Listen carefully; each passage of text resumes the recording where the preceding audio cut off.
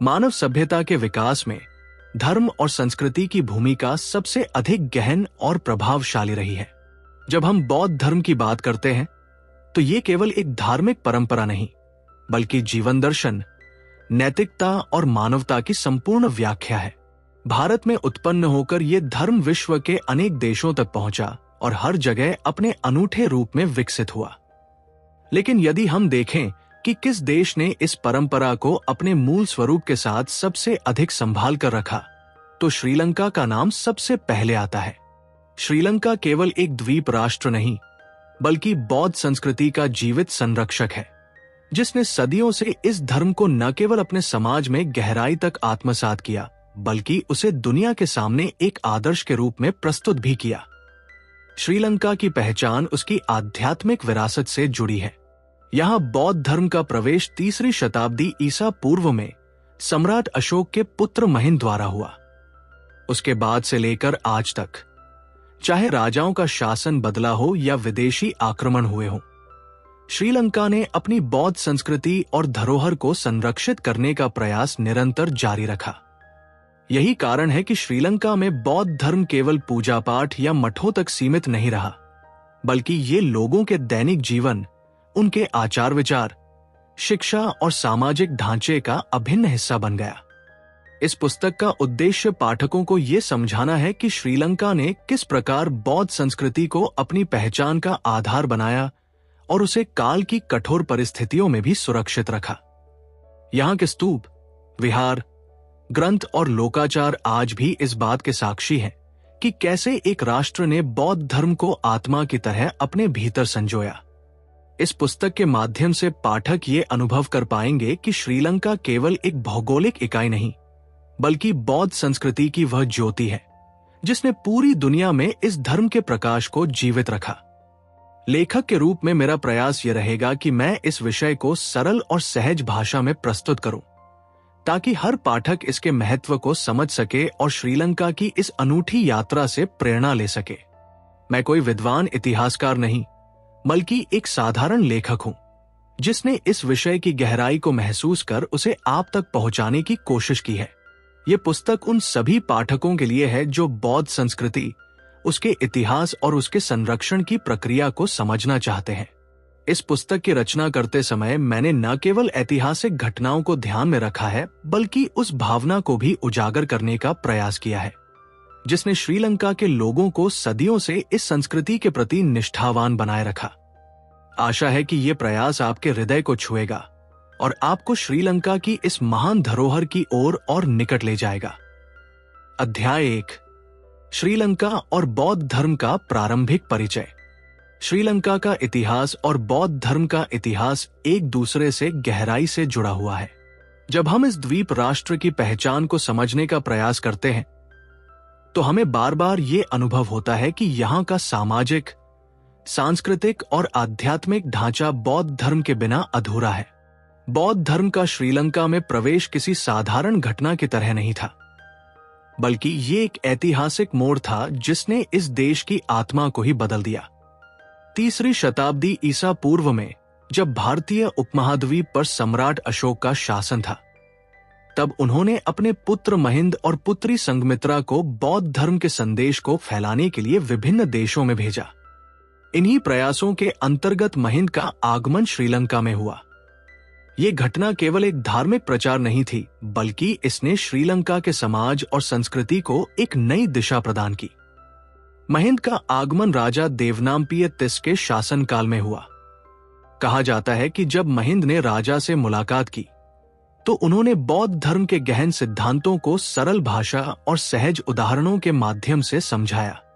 राजा स्वयं इस शिक्षा से इतना प्रभावित हुए कि उन्होंने न केवल बौद्ध धर्म को स्वीकार किया, बल्कि पूरे राज्य में इसे फैलाने का कार्य भी आरंभ कर दिया।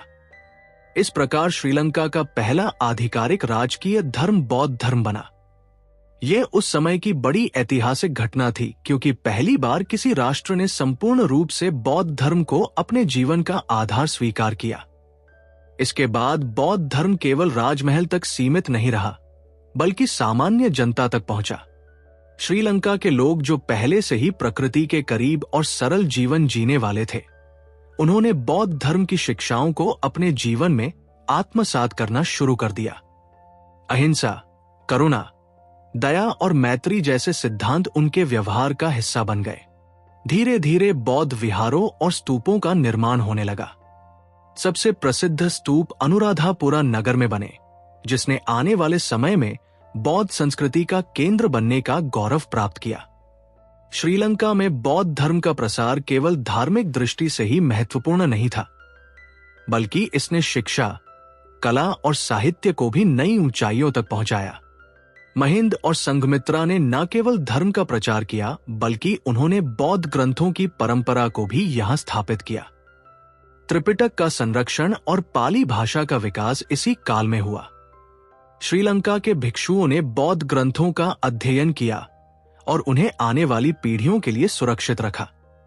यही कारण है कि आज भी बौद्ध साहित्य के प्रामाणिक रूप को संरक्षित रखने का श्रेय श्रीलंका को ही जाता है। बौद्ध धर्म के आगमन ने श्रीलंका की राजनीति और शासन व्यवस्था पर भी गहरा प्रभाव डाला। राजा देवनाम्पिय तिस और उनके उत्तराधिकारियों ने धर्म के सिद्धांतों को अपने प्रशासन का आधार बनाया। उन्होंने अहिंसा और न्याय पर आधारित शासन चलाया।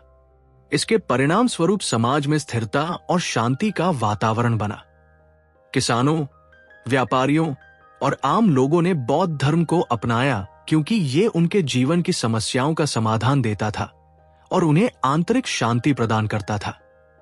इस प्रकार हम देखते हैं कि श्रीलंका और बौद्ध धर्म का संबंध केवल आरंभिक ऐतिहासिक घटनाओं तक सीमित नहीं रहा, बल्कि ये एक गहरी सांस्कृतिक धारा में बदल गया।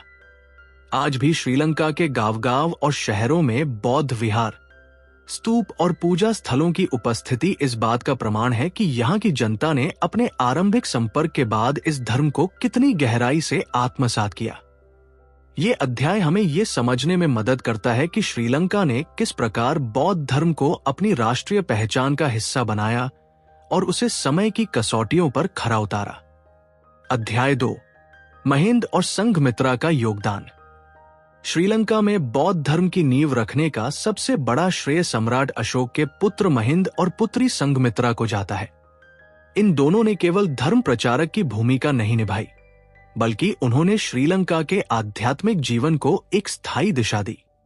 जब सम्राट अशोक ने बौद्ध धर्म को अपने शासन का आधार बनाया, तो उन्होंने इस धर्म को विश्व के अन्य हिस्सों तक पहुंचाने का निश्चय किया। इसी निर्णय के अंतर्गत महिंद को श्रीलंका भेजा गया। महिंद ने अपने साथ केवल उपदेश नहीं लाए, बल्कि उन्होंने उस जीवन दर्शन को लाया जो बौद्ध धर्म की आत्मा है।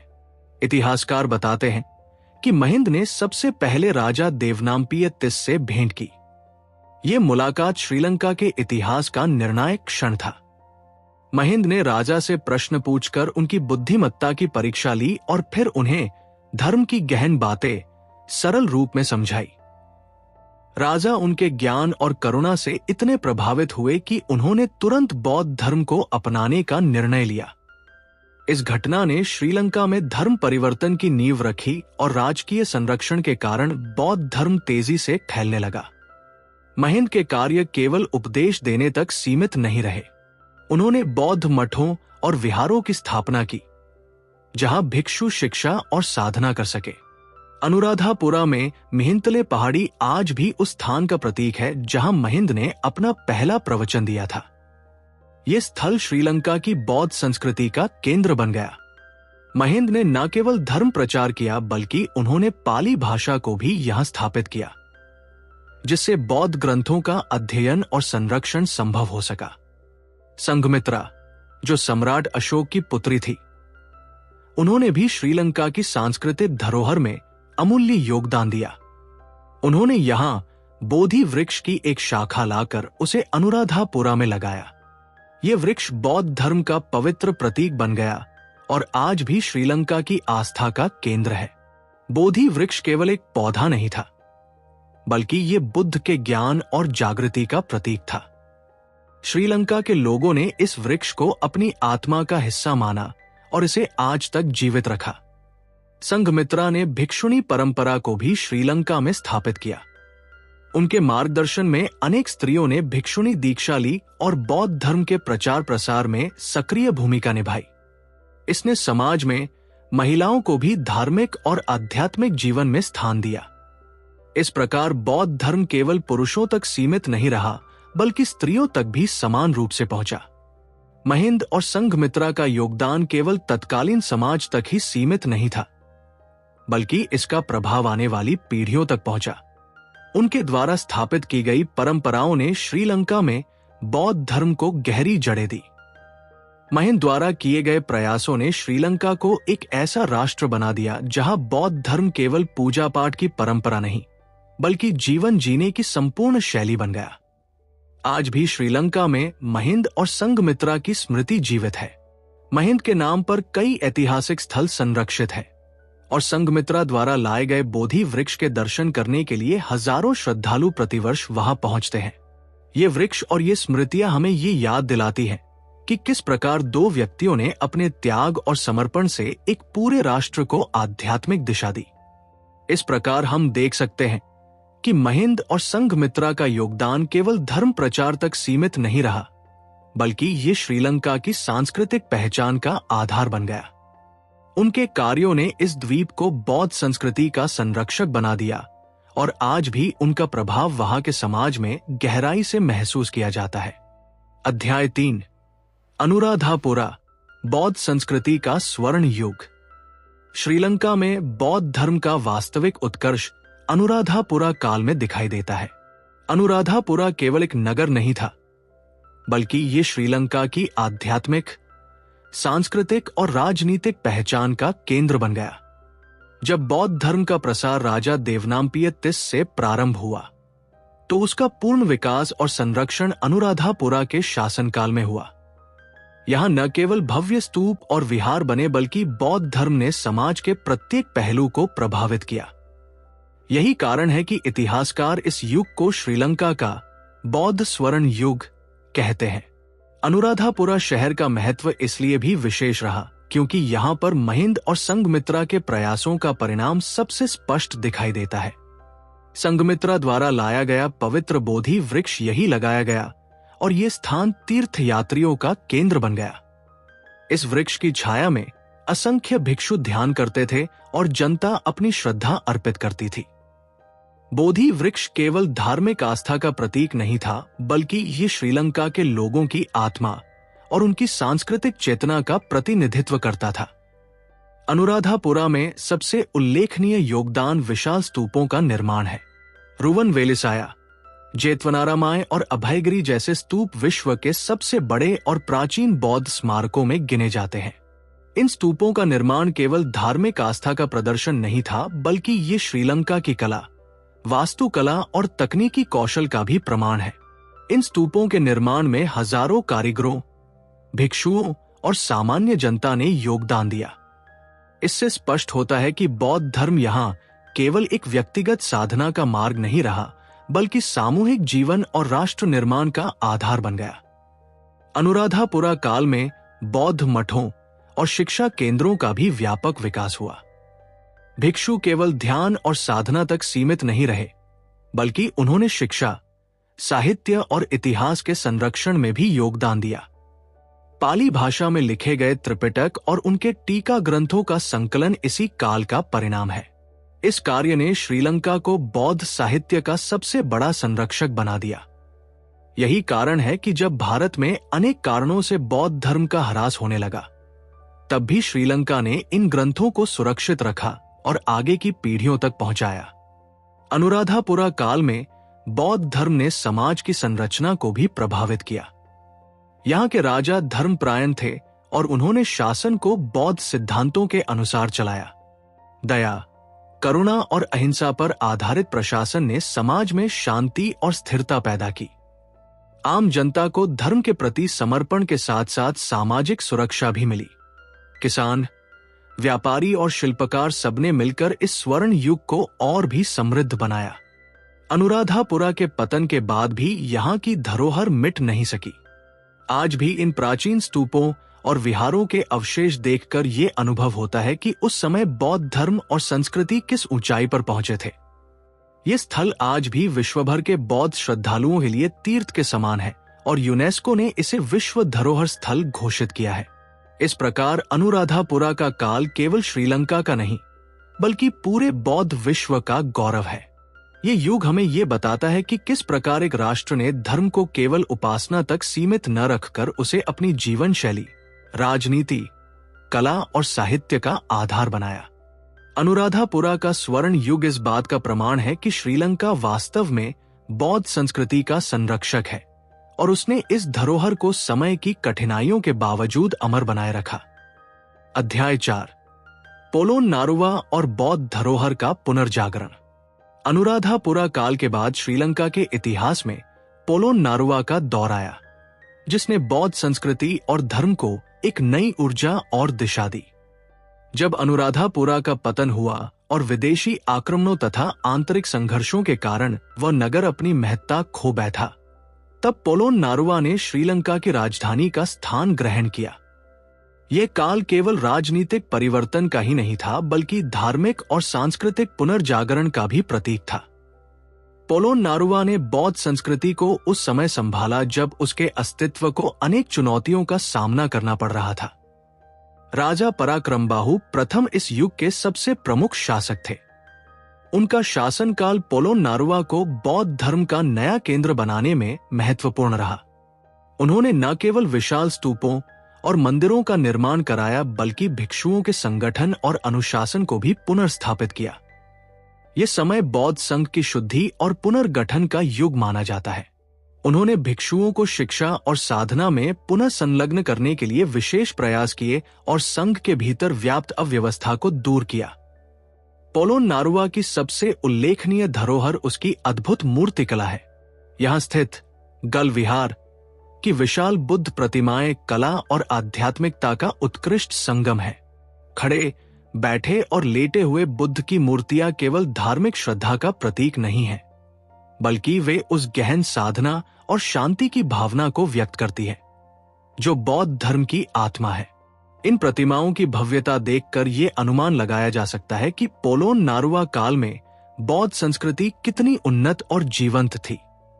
राजा पराक्रमबाहु ने बौद्ध धर्म को केवल धार्मिक दायरे तक सीमित नहीं रखा, बल्कि उसे राष्ट्र निर्माण और समाज सुधार का आधार बनाया। उन्होंने जल संचय और कृषि के क्षेत्र में भी महान कार्य किए। उनकी ये नीति स्पष्ट रूप से बौद्ध सिद्धांतों से प्रभावित थी, जो मानव कल्याण और समाज की समृद्धि पर जोर देती है। पराक्रम समुद्र जैसे विशाल जलाशय उनके शासन की दूरदर्शिता और जनहितकारी दृष्टिकोण का उदाहरण है। इस प्रकार हम देखते हैं कि पोलोन्नारुवा काल में धर्म और लोक जीवन का गहरा संबंध स्थापित हुआ।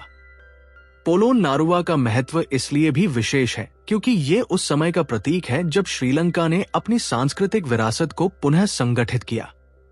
अनुराधापुरा के पतन से उत्पन्न निराशा के बाद पोलोन्नारुवा ने नई आशा और विश्वास का संचार किया। इसने ये संदेश दिया कि चाहे कितनी भी कठिन परिस्थितियां क्यों न हो, बौद्ध संस्कृति और धर्म को समाप्त नहीं किया जा सकता। ये पुनर्जागरण केवल मूर्तियों और स्तूपों के निर्माण में ही नहीं, बल्कि शिक्षा, साहित्य और संघ व्यवस्था की मजबूती में भी दिखाई देता है। आज पोलोन्नारुवा यूनेस्को की विश्व धरोहर सूची में शामिल है। यहाँ के खंडहर, मूर्तियां और स्तूप ये गवाही देते हैं कि श्रीलंका ने किस प्रकार कठिन समय में भी अपनी बौद्ध धरोहर को पुनर्जीवित किया।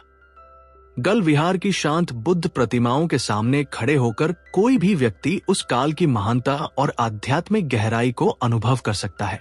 ये स्थल केवल पर्यटकों के लिए आकर्षण नहीं, बल्कि बौद्ध श्रद्धालुओं के लिए तीर्थ है। इस प्रकार पोलोन्नारुवा का काल हमें ये सिखाता है कि बौद्ध संस्कृति केवल अतीत की धरोहर नहीं, बल्कि निरंतर पुनर्जीवित होने वाली शक्ति है। जब भी कठिनाइयां आई, श्रीलंका ने बौद्ध धर्म को पुनः जीवित किया और समाज को उसका मार्गदर्शन दिलाया। पोलोन्नारुवा इसका जीवंत उदाहरण है, जिसने श्रीलंका को एक बार फिर बौद्ध संस्कृति का संरक्षक बना दिया और ये परंपरा आगे आने वाली पीढ़ियों तक सुरक्षित पहुंचाई। अध्याय 5, पाली भाषा और त्रिपिटक का संरक्षण।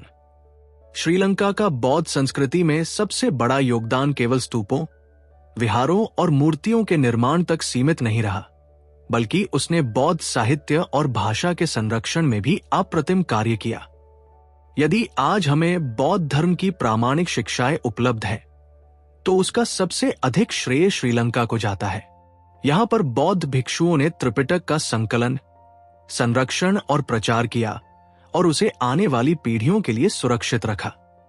यह कार्य इतना महत्वपूर्ण है कि बिना इसके बौद्ध धर्म की मौलिक परंपरा को समझ पाना लगभग असंभव होता। पाली भाषा का विकास श्रीलंका में बौद्ध संस्कृति का केंद्र बन गया।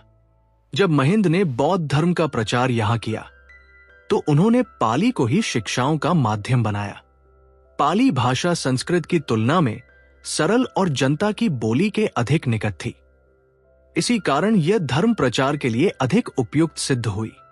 धीरे धीरे ये भाषा केवल धार्मिक उपदेशों तक सीमित न रहकर साहित्य और शिक्षा की प्रमुख भाषा बन गई। श्रीलंका के भिक्षुओं ने इसी भाषा में बौद्ध ग्रंथों की रचना की और उन्हें पीढ़ी दर पीढ़ी हस्तलिखित पांडुलिपियों के माध्यम से सुरक्षित रखा। त्रिपिटक का संकलन श्रीलंका के इतिहास की सबसे महत्वपूर्ण घटना है। जब भारत में बौद्ध धर्म का पतन होने लगा और अनेक ग्रंथ खोने लगे, तब श्रीलंका के भिक्षुओं ने उन्हें एकत्रित कर लिखा। महाविहार, अभयगिरी और जेतवनाराम जैसे विहार इस कार्य के केंद्र बने। इन मठों में भिक्षु दिनरात ग्रंथों का अध्ययन और लेखन करते थे। कहा जाता है कि 4वीं शताब्दी ईसा पूर्व से लेकर 5वीं शताब्दी ईस्वी तक श्रीलंका में बौद्ध साहित्य का इतना विशाल संकलन हुआ कि ये विश्व में अद्वितीय बन गया। पाली त्रिपिटक को 3 भागों में विभाजित किया गया और विनय पिटक, सुत्त पिटक और अभिधम पिटक। विनय पिटक में भिक्षुओं और भिक्षुणियों के अनुशासन का वर्णन है। सुत्त पिटक में बुद्ध के उपदेशों का संग्रह है और अभिधम पिटक में दार्शनिक और मनोवैज्ञानिक विश्लेषण है। इन तीनों का संकलन और संरक्षण श्रीलंका में हुआ और यही कारण है कि आज विश्व भर में बौद्ध धर्म के अध्ययन के लिए पाली त्रिपिटक को प्रामाणिक स्रोत माना जाता है। श्रीलंका ने केवल ग्रंथों को संकलित करने का ही कार्य नहीं किया, बल्कि उनकी व्याख्या और टीकाएं भी लिखी।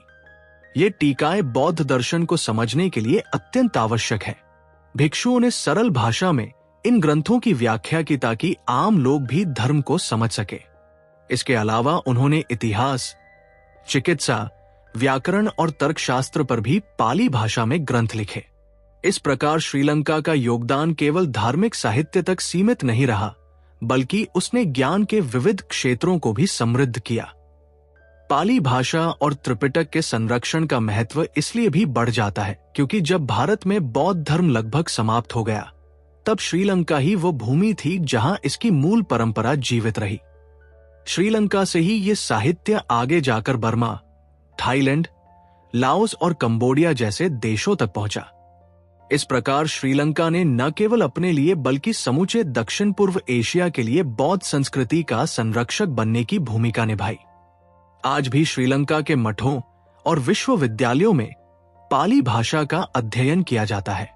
अंतर्राष्ट्रीय स्तर पर भी पाली अध्ययन के लिए श्रीलंका को आदर्श माना जाता है।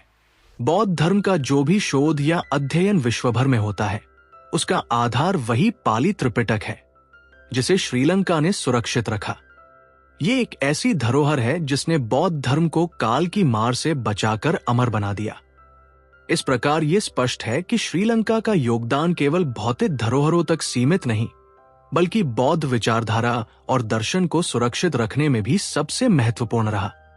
पाली भाषा और त्रिपिटक का संरक्षण ही वह कार्य है जिसने श्रीलंका को वास्तव में बौद्ध संस्कृति का सच्चा संरक्षक बना दिया। अध्याय 6, श्रीलंका की सामाजिक जीवन में बौद्ध धर्म। श्रीलंका के इतिहास और संस्कृति को समझने के लिए केवल उसके स्तूपों, विहारों और ग्रंथों को देखना पर्याप्त नहीं है, बल्कि ये देखना भी आवश्यक है कि बौद्ध धर्म ने यहाँ के सामान्य जनजीवन को किस प्रकार प्रभावित किया। वास्तव में श्रीलंका में बौद्ध धर्म केवल धार्मिक पूजा तक सीमित नहीं रहा, बल्कि ये लोगों की दिनचर्या, सामाजिक संबंधों और जीवन के हर पहलू में गहराई से रच बस गया। यही कारण है कि श्रीलंका की सामाजिक संरचना बौद्ध सिद्धांतों पर आधारित दिखाई देती है और ये बात आज तक कायम है। श्रीलंका के गांवों में सुबह सुबह मंदिर की घंटियां और बौद्ध भिक्षुओं के मंत्रोच्चार सुनाई देते हैं। लोग अपने दैनिक कार्यों की शुरुआत प्रार्थना और ध्यान से करते हैं।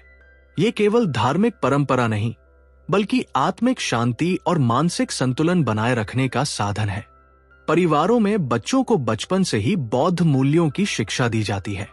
उन्हें करुणा, दया, अहिंसा और सत्य जैसे सिद्धांतों का अभ्यास कराया जाता है। यही कारण है कि यहाँ का समाज अपेक्षाकृत शांतिपूर्ण और सामंजस्यपूर्ण दिखाई देता है।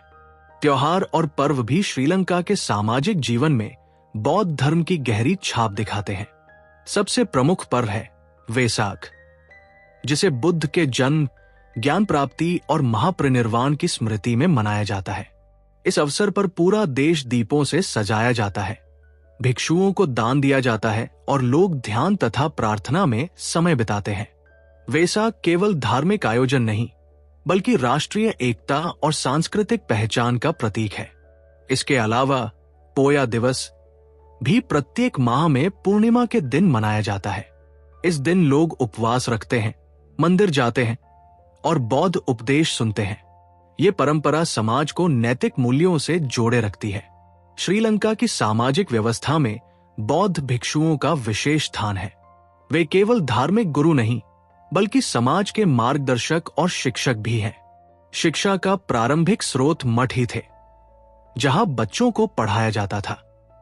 भिक्षु समाज में नैतिक अनुशासन बनाए रखने के लिए भी जिम्मेदार रहे।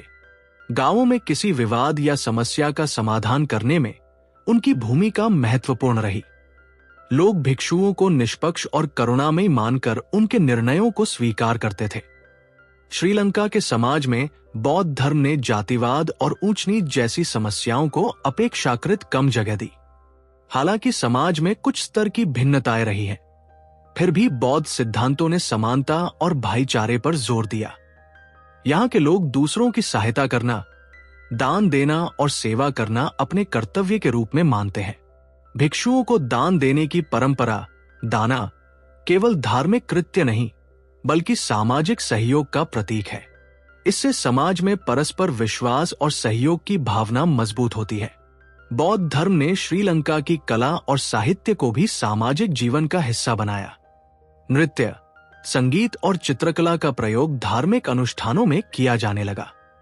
भित्ति चित्रों और गुफा मंदिरों की चित्रकारी केवल कलात्मक सौंदर्य का उदाहरण नहीं, बल्कि ये समाज की धार्मिक चेतना का हिस्सा भी है। इसी प्रकार लोक कथाओं और कहानियों में भी बौद्ध धर्म की शिक्षाएं झलकती हैं। आज भी श्रीलंका का सामाजिक जीवन बौद्ध परंपराओं से गहराई से जुड़ा हुआ है।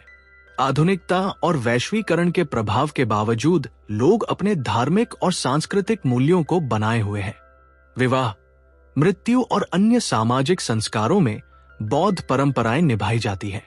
बच्चों को मंदिरों में नैतिक शिक्षा दिलाना और युवाओं को साधना तथा ध्यान से जोड़ना आज भी सामान्य प्रथा है।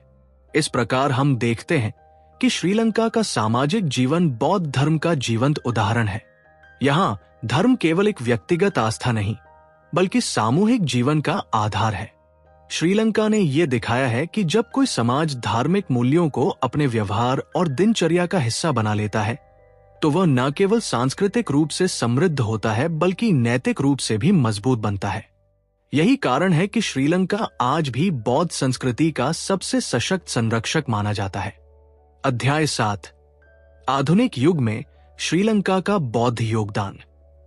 आधुनिक युग में जब पूरी दुनिया तीव्र परिवर्तन और संघर्षों से गुजर रही थी, तब श्रीलंका ने बौद्ध धर्म को केवल संरक्षित ही नहीं किया, बल्कि उसे विश्व पटल पर नए रूप में प्रस्तुत करने का प्रयास भी किया। 19वीं और 20वीं शताब्दी में पश्चिमी उपनिवेशवाद, ईसाई मिशनरियों की गतिविधियों और आधुनिक शिक्षा की लहर ने श्रीलंका की सांस्कृतिक पहचान को चुनौती दी। किंतु इस कठिन समय में भी बौद्ध धर्म यहाँ की आत्मा बना रहा। बुद्ध की शिक्षाओं को जीवित रखने के लिए कई बौद्ध नेताओं और संगठनों ने कार्य किया, जिन्होंने न केवल देशवासियों को जागरूक किया, बल्कि विश्व को भी बौद्ध संस्कृति का महत्व समझाया। अनगरिक धम्मपाल का नाम इस संदर्भ में विशेष रूप से लिया जाता है। वे श्रीलंका के महान बौद्ध सुधारक और प्रचारक थे, जिन्होंने बौद्ध धर्म के पुनरुत्थान का बीड़ा उठाया। धम्मपाल ने भारत में बोधगया के महाबोधि मंदिर को मुक्त कराने के लिए आंदोलन चलाया और पूरी दुनिया को ये संदेश दिया कि बौद्ध धर्म केवल श्रीलंका या एशिया तक सीमित नहीं है, बल्कि ये मानवता की साझा धरोहर है। उनके प्रयासों से बौद्ध धर्म की नई लहर उठी और पश्चिमी देशों में भी लोग इसकी ओर आकर्षित हुए। आधुनिक शिक्षा और विज्ञान के प्रसार के बावजूद श्रीलंका में बौद्ध धर्म ने अपने को अनुकूलित कर लिया। यहाँ के भिक्षु और विद्वान ये समझ गए थे कि अगर धर्म को जीवित रखना है तो उसे समय के साथ जोड़ना आवश्यक है। इसलिए बौद्ध संस्थानों ने शिक्षा, साहित्य और समाज सेवा के क्षेत्र में भी सक्रिय भूमिका निभाई।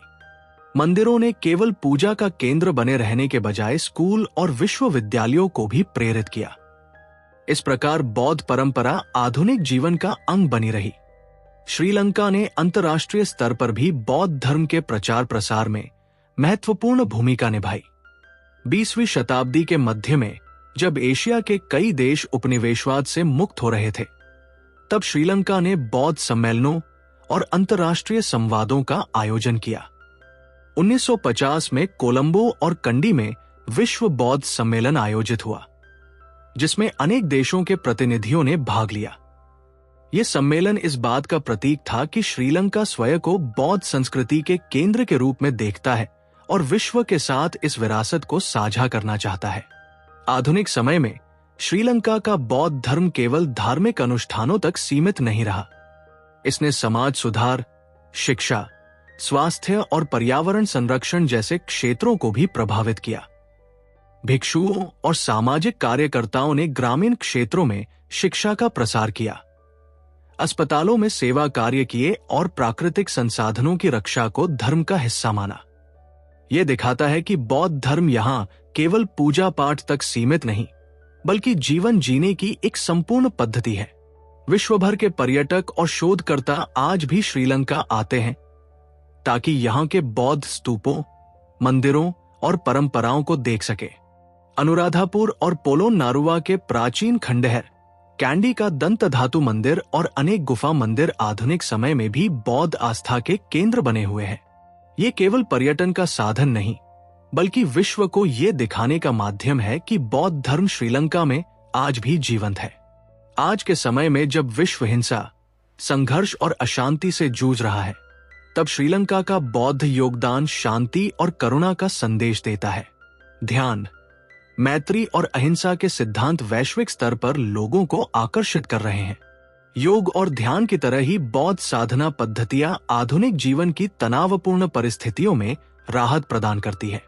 इस प्रकार श्रीलंका ने बौद्ध धर्म को केवल ऐतिहासिक धरोहर के रूप में नहीं रखा, बल्कि इसे आधुनिक युग की आवश्यकताओं से जोड़कर जीवित रखा है।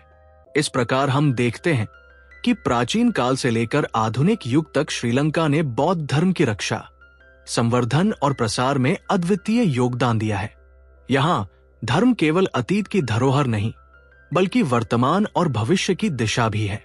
यही कारण है कि श्रीलंका को आज भी बौद्ध संस्कृति का सच्चा संरक्षक माना जाता है।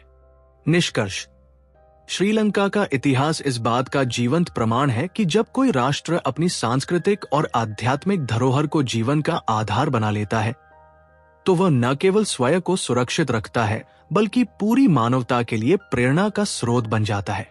बौद्ध धर्म का प्रसार भारत से प्रारंभ होकर अनेक देशों तक पहुंचा, लेकिन जिस देश ने इसे अपनी आत्मा में उतार लिया, वो श्रीलंका है। यहाँ बौद्ध धर्म केवल मंदिरों और स्तूपों तक सीमित नहीं रहा, बल्कि समाज की संरचना, राजनीति, शिक्षा, कला, साहित्य और दैनिक जीवन का अभिन्न हिस्सा बन गया। यही कारण है कि श्रीलंका आज भी बौद्ध संस्कृति का जीवंत केंद्र माना जाता है। प्राचीन काल से लेकर आधुनिक युग तक श्रीलंका ने अनेक चुनौतियों का सामना किया। विदेशी आक्रमण, उपनिवेशवाद, आंतरिक संघर्ष और आधुनिकता की लहर, इन सब ने इसकी पहचान को प्रभावित करने की कोशिश की। किंतु बौद्ध धर्म की गहरी जड़ों ने इस राष्ट्र को हमेशा संभाले रखा। महिंद और संघमित्रा से लेकर आधुनिक समय के सुधारकों तक सभी ने मिलकर यह सुनिश्चित किया कि बुद्ध का संदेश यहां कभी मंद न पड़े। आज जब पूरी दुनिया हिंसा, युद्ध और अशांति से जूझ रही है, तब श्रीलंका से मिलने वाला बौद्ध संदेश और भी प्रासंगिक हो जाता है। बुद्ध के करुणा, मैत्री और अहिंसा के सिद्धांत न केवल श्रीलंका के लोगों को मार्गदर्शन देते हैं, बल्कि विश्व के लिए भी शांति और सहअस्तित्व का मार्ग प्रस्तुत करते हैं। आधुनिक दौर में जब लोग भौतिक प्रगति के पीछे भाग रहे हैं, तब श्रीलंका की ये धरोहर हमें ये याद दिलाती है कि वास्तविक सुख भीतर की शांति और संतुलन से आता है। इस पुस्तक की यात्रा के दौरान हमने देखा कि श्रीलंका ने किस प्रकार बौद्ध धर्म को अपनाया, सुरक्षित रखा और संसार के सामने प्रस्तुत किया। इसके मठ, स्तूप, शास्त्र और साधना पद्धतियां आज भी इस संस्कृति की समृद्धि को दर्शाती हैं। ये केवल अतीत की कहानी नहीं, बल्कि वर्तमान और भविष्य के लिए एक प्रेरणा है। अंततः कहा जा सकता है कि श्रीलंका केवल एक भौगोलिक इकाई नहीं, बल्कि बौद्ध संस्कृति का वह दीपक है जो अंधकारमय समय में भी दुनिया को प्रकाश प्रदान करता है। ये दीपक आने वाली पीढ़ियों को भी मार्ग दिखाता रहेगा और मानवता को ये सिखाता रहेगा कि सच्ची प्रगति बाहरी जगत को जीतने में नहीं, बल्कि भीतर की शांति और करुणा को जागृत करने में है। यही श्रीलंका का बौद्ध धर्म के प्रति सबसे बड़ा योगदान है और यही इसकी अमर विरासत है। दोस्तों, अगर आपको ये पॉडकास्ट ज्ञानवर्धक और उपयोगी लगा हो तो कृपया इस वीडियो को ज्यादा से ज्यादा शेयर करें, लाइक करें, कमेंट करें। और अगर आप पहली बार हमारे चैनल पर आए हैं तो सब्सक्राइब करना ना भूलें, क्योंकि हम आपके लिए ऐसे ज्ञानवर्धक वीडियो लाते रहते हैं। तो चलिए मिलते हैं अगले वीडियो में। आपका दिन शुभ हो।